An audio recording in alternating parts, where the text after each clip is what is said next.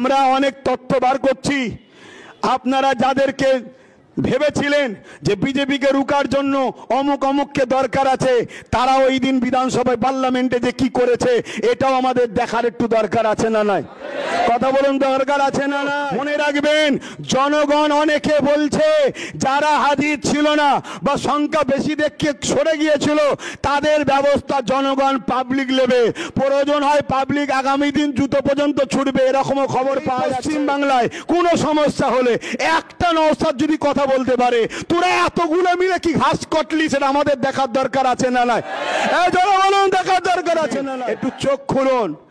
আমরা যাদেরকে মনে করেছিলাম বিজেপি রুখতে গিয়ে ইনাকে দরকার, আর এবং উনি বলেছিলেন কিছুদিন আগে, দেখলেন না রেড রোডে গিয়ে বললো মুসলমান তোমাদের জন্য আমি সব করব, তোমাদের কোনো নিরাপদ নেই। তাহলে আমাদের খোঁজ নেওয়া দরকার, মুসলমানের বিরুদ্ধে কালা কানুন তৈরি হচ্ছিল সে ব্যক্তি তখন কি করছিল জানা দরকার আছে না?